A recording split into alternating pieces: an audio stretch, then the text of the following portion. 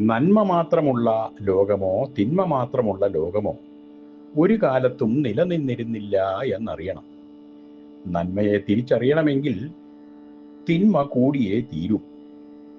വെളുപ്പിനെ തിരിച്ചറിയണമെങ്കിൽ കറുപ്പ് ഉണ്ടാവണം. സുഖമെന്തെന്ന് തിരിച്ചറിയുന്നത് ദുഃഖം ഉള്ളതുകൊണ്ടാണ്. ഭക്ഷ്യയോഗ്യമായ വസ്തുക്കൾ ഒരു കടയിൽ നിന്ന് വാങ്ങുന്നത് ഒരു കാരണവശാലും ഭക്ഷ്യയോഗ്യമല്ലാത്ത ഇരുമ്പ് കട്ടികൾ ഉപയോഗിച്ച് ത്രാസിൽ തൂക്കിയാണ്.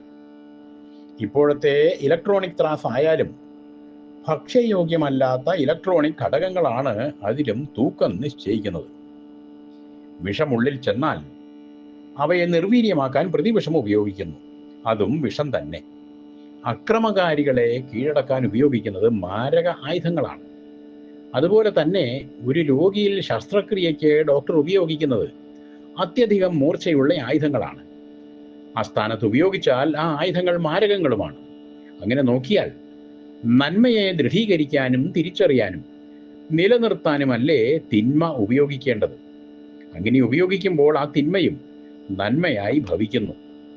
നിർഭാഗ്യവശാൽ ഇന്ന് പല സന്ദർഭങ്ങളിലും ക്രിയാത്മകമായി ഉപയോഗിക്കപ്പെടേണ്ട ഈ തിന്മ നന്മയെ നശിപ്പിക്കാനാണ് ഉപയോഗിച്ചു കാണുന്നത്. വളരെ അർത്ഥവത്തായി ഉപയോഗിക്കേണ്ട ആയുധങ്ങൾ, ബോംബുകളൊക്കെ തന്നെ നിരപരാധികളെ വകവരുത്തുവാനും സ്വാർത്ഥതയുടെ പൂർത്തീകരണത്തിനും വേണ്ടി ഉപയോഗിക്കപ്പെടുന്നു. ഈ പ്രവണതയ്ക്ക് തടയിടണമെങ്കിൽ നന്മ ഈ കാലത്ത് വളരെയധികം ശക്തി പ്രാപിക്കേണ്ടിയിരിക്കുന്നു. മനുഷ്യ മനസ്സുകളിലാണ് പരിവർത്തനം വരുത്തേണ്ടത്.